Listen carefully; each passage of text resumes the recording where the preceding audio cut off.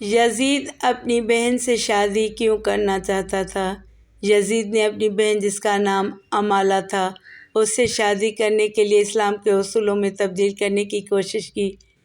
جس کی مخالفت پر اس نے حضرت حسین کے قتل کو جائز قرار دینے کے لیے 70 علماء دین سے فتویٰ لے کر حضرت حسین کو کربلا میں شہید کروایا۔ لیکن بسم اللہ الرحمن الرحیم، السلام علیکم۔ قتل حسین اصل میں مرگ یزید ہے۔ اسلام زندہ ہوتا ہے ہر کربلا کے بعد۔ ہمارا آج کا واقعہ یزید کی بہن امالہ کے بارے میں ہے۔ اس ویڈیو میں آپ جانیں گے کہ یزید اپنی سوتیلی بہن امالہ سے شادی کیوں کرنا چاہتا تھا، بلکہ ویڈیو میں آپ کو یہ بھی بتائیں گے کہ خاندان یزید اور خاندان حسین رضی اللہ تعالیٰ عنہ کے مابین کیسی رشتہ داریاں تھیں۔ امام حسین نے یزید کی بیعت کیوں نہیں لی؟ یزید کے بارے میں ہمیں کیا عقیدہ رکھنا چاہیے؟ کیا امام احمد بن حنبل نے یزید بن معاویہ کے کفر کا فتویٰ دیا ہے؟ یہ سب باتیں تفصیلاً ویڈیو میں آپ کے ساتھ شیئر کریں گے، تو چلیے ویڈیو کا باقاعدہ آغاز کرتے ہیں۔ اور سب سے پہلے آپ کو یزید کی بہن امالہ کے بارے میں بتاتے ہیں کہ کربلا کا واقعہ گزر جانے کے بعد جب یزید کو ہر طرف سے لعن طعن ہوئی اور ہر کوئی مظلوم حضرت حسین رضی اللہ تعالیٰ عنہ کے بے گناہ قتل پر ظالم یزید کو برا بھلا کہنے اور بولنے لگا، اور ہر طرف سے امام زین العابدین اور سید زادیوں کی رہائی کے لیے آواز بلند ہونے لگی، تو یزید نے امام سجاد کو بلایا اور پوچھا کہ میں قیدیوں کو رہا کرنا چاہتا ہوں، آپ اس بارے میں کیا کہتے ہیں؟ امام سجاد نے فرمایا کہ میں شریک الحسین سے مشورہ کر کے بتاؤں گا۔ ناظرین، پھر حضرت امام سجاد نے حضرت زینب سے مشورہ کرنے کے بعد یزید سے کہا کہ ہماری کچھ شرائط ہیں، تو یزید نے امام سجاد سے کہا اپنی شرائط بتائیں، تو امام سجاد نے یزید سے کہا کہ ہمارا لوٹا ہوا مال واپس کریں، ہمارے شہید افراد کے مبارک سر ہمارے حوالے کریں۔ ناظرین، یزید نے تمام شرطیں مان لیں، لیکن جب یزید کی بہن امالہ کو اس معاہدے کا علم ہوا تو شیطان صفت عورت غصے سے لال ہو گئی اور کہا کہ قیدیوں کی شرطوں پر معاہدہ کیسے ممکن ہے؟ ناظرین، اس عورت نے تمام اہل شام کی عورتوں کو اپنے محل میں جمع کیا اور حضرت زینب اور تمام سید زادیوں کو بھی اپنے محل میں بلوایا۔ ناظرین، یزید کی بہن امالہ نے کھڑے ہو کر تمام شام کی عورتوں کے سامنے تکبرانہ انداز میں حضرت زینب کو مخاطب کر کے کہا کہ اس محل کی دیواریں آسمان تک پہنچی ہوئی ہیں اور اس کا مالک عزت مآب یزید ہے، جس کی حکومت مشرق سے مغرب تک پھیلی ہوئی ہے، اس کے خزانے چاندی، ہیرے، جواہرات سے بھرے ہیں اور جس پر اللہ بھی راضی ہے، تبھی تو تم پر یزید کو فتح ملی ہے۔ اس کے بعد شام کی عورتوں کی طرف دیکھ کر اس نے حضرت زینب سے کہا کہ تم بتاؤ تم کون ہو؟ اس پر حضرت زینب نے جلال بھرے لہجے میں کہا کہ میں نے تیری بات سن لی، مگر تو نے ابھی تک میرا مکمل تعارف نہیں پایا، لیکن تمہارا تعارف یہی ہے کہ تم حسین کے قاتل یزید کی بہن ہو۔ میرے بھائی نے ہی نبی کریم صلی اللہ علیہ وآلہ وسلم کے خاندان کی عورتوں کو ناحق اسیر بنایا اور تم بھی باعزت ہونے کا دعویٰ کرتی ہو۔ تم جس بھائی کی مشرق و مغرب تک حکومت پر اترا رہی ہو، سن لو، میرے رب کی حکومت پوری کائنات پر ہے۔ تم نے سچائی تو سن لی، لیکن میرے جد امجد پوری کائنات کے مالک و خالق کے محبوب ترین نبی صلی اللہ علیہ وآلہ وسلم ہیں۔ ناظرین، حضرت زینب نے اس ملعون عورت کو مزید کہا کہ تم جس دولت پر اترا رہی ہو، میرے خدا کے سامنے نبی کریم صلی اللہ علیہ وآلہ وسلم کے گھرانے کے ایک فرد کے ایک سجدے کے برابر بھی نہیں، جو کہ خود دنیا کے تمام خزانوں کا مالک ہے، اور یہ محل جس پر تم کو فخر ہے، رب کائنات جلد ہی اس کو مٹی کا ڈھیر بنا دے گا۔ ناظرین، اس کے بعد حضرت زینب نے آسمان کی طرف ہاتھ اٹھا کر اللہ پاک سے دعا کی کہ اے رب کائنات، ہم تجھ سے راضی ہیں، تو بھی ہم سے راضی ہو جا۔ ناظرین، اس کے بعد محل میں موجود تمام شامی عورتوں نے حضرت زینب کے حق میں آواز بلند کی، اور حضرت زینب نے یزید کی بہن کو کہا کہ اب بتا، ہم قید ہو کر بھی جیت گئے اور تم جیت کر بھی ہار گئے۔ ناظرین، اس کے بعد اہل بیت کی تمام لوگ شان و شوکت سے محل سے روانہ ہوئے۔ دوسری روایت میں ہے کہ یزید نے اپنی اسی بہن جس کا نام امالہ تھا اس سے شادی کرنے کے لیے اسلام کے اصولوں میں تبدیلی کرنے کی کوشش کی، جس کی مخالفت پر اس نے حضرت حسین کے قتل کو جائز قرار دینے کے لیے 70 علماء دین سے فتویٰ لے کر حضرت حسین کو کربلا میں شہید کروایا۔ ناظرین، یزید کی بہن امالہ کا یہ قصہ مستند روایات میں تلاش کے باوجود مل نہیں سکا، لہٰذا یہ قصہ تاریخ کا ایک باب ہے۔ اس قصے میں کتنی صداقت ہے اللہ ہی بہتر جانتا ہے۔ آئیے اب مستند روایات سے یہ جاننے کی کوشش کرتے ہیں کہ حضرت حسین رضی اللہ تعالیٰ عنہ نے یزید کی بیعت کیوں نہیں کی تھی۔ حضرت حسین نے اس ثابت قدمی کی مثال دکھائی، آپ کو ڈرایا دھمکایا گیا، آپ اور آپ کے ساتھیوں کو کئی دنوں تک بھوکا پیاسا رکھا گیا، حتیٰ کہ آپ اور آپ کے تقریباً تمام تر خاندان اور ساتھیوں کو بے دردی سے شہید کیا گیا، مگر آپ نے باطل کے ساتھ کسی مداحنت سے کام نہ لیا اور نہ یزید کی بیعت کے لیے راضی ہوئے۔ سوال یہ ہے کہ یہ سب مشکلات، تکالیف اور قربانی انہوں نے کس مقصد کے لیے دی؟ کیا آپ تھوڑی مزاحمت، نرمی اور سمجھوتا کر لیتے تو اچھا نہ ہوتا؟ یہ خیال عموماً لوگوں کے ذہنوں میں پیدا ہوتا ہے۔ آئیے اس پر بات کرتے ہیں۔ کچھ لوگوں کا خیال ہے کہ حضرت حسین اپنی خلافت قائم کرنا چاہتے تھے،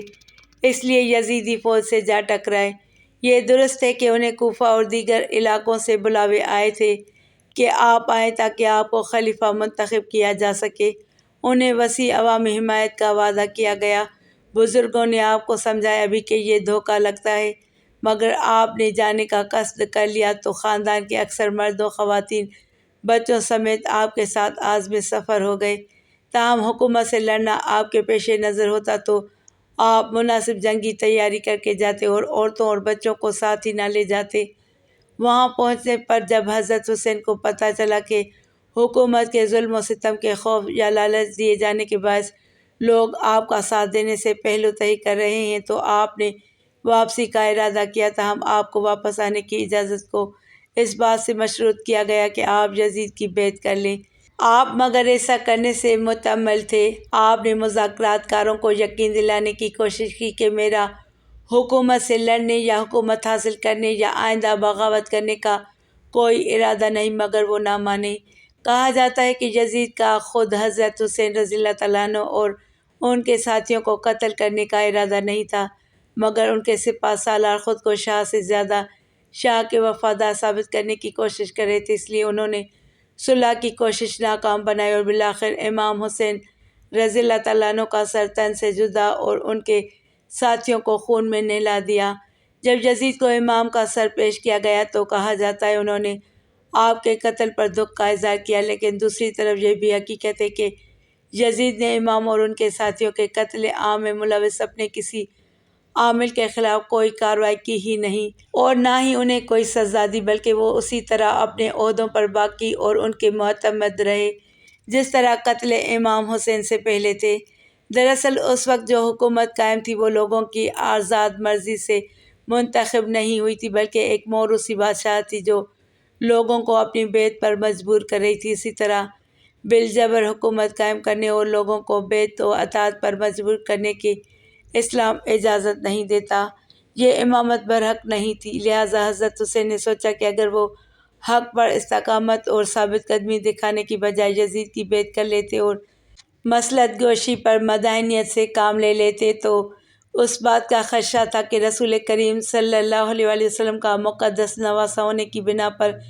اہل اسلام آپ کے طرز عمل کو امام باطل و فاسق کی زور زبردستی والی بیعت کے لیے حجت سمجھ لیتے اور یہ ایک بڑی نظیر بن جاتا۔ آپ اگر چاہتے تو مزاحمت سے کام لے لیتے اور ظاہری طور پر یزید کی نقلی بیعت کر لیتے، اس طرح آپ اور آپ کے ساتھیوں کی جانیں بچ جاتی، مگر آپ نے ایمانی غیرت کا مظاہرہ کرتے ہوئے رخصت کی بجائے عزیمیت کا راستہ اختیار کرنے کا فیصلہ کیا۔ یوں انہوں نے سکھا دیا کہ موت یا کسی دوسرے نقصان کے خوف سے حق کو چھوڑ کر باطل کی حمایت کرنا مردوں کا شیوا نہیں ہے، لہٰذا حضرت حسین رضی اللہ تعالیٰ عنہ نے امام باطل کی بیعت کرنے سے انکار کر دیا اور اپنی قولی اور عملی شہادت اور عظیم الشان قربانی کے ذریعے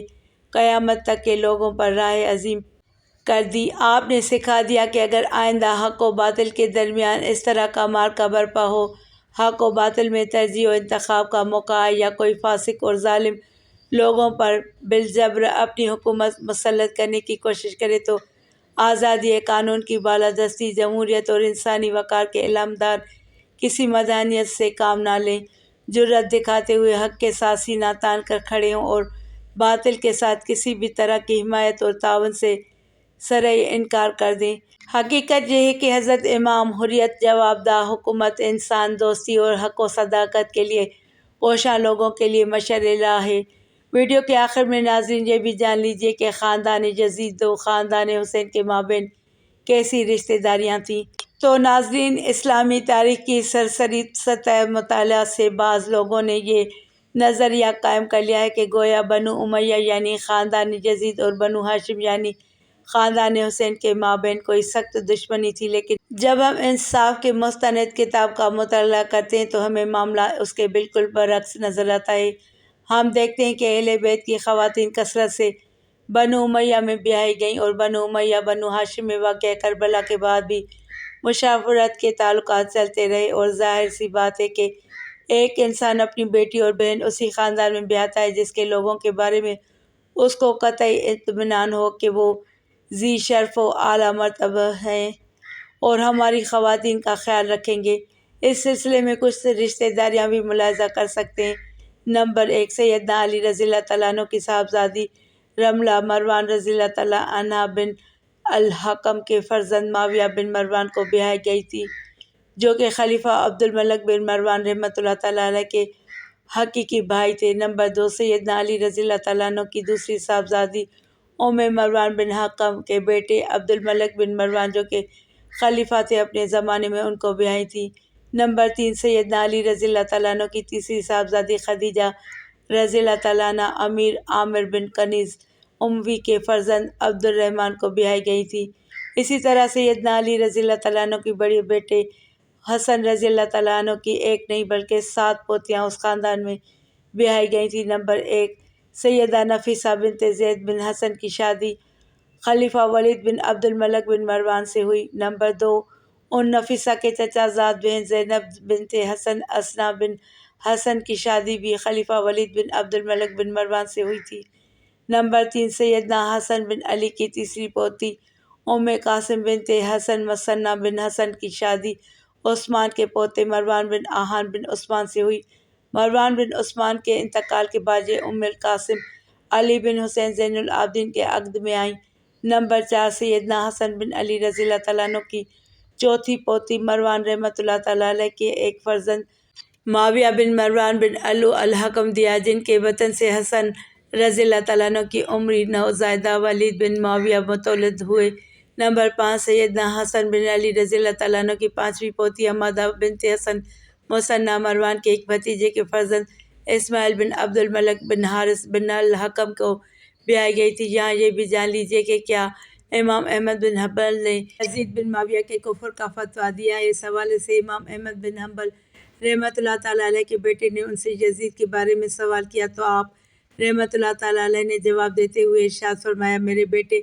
کیا ایسا ممکن ہے کہ کوئی اللہ پر ایمان رکھنے کا دعویٰ کرے اور پھر یزید سے بھی دوستی رکھے؟ اور ایسے شخص پر میں احمد بن حنبل لعنت کیوں نہ کروں جس پر قرآن میں اللہ نے خود لعنت کی ہو؟ فرزند نے عرض کیا، قرآن میں کس جگہ اس پر لعنت ہوئی ہے؟ تو انہوں نے جواب دیا کہ اللہ کے اس فرمان میں، پس اے منافقو، تم سے توقع یہی ہے کہ اگر تم قتال سے گریز کر کے بچ نکلو اور حکومت حاصل کر لو تو تم زمین میں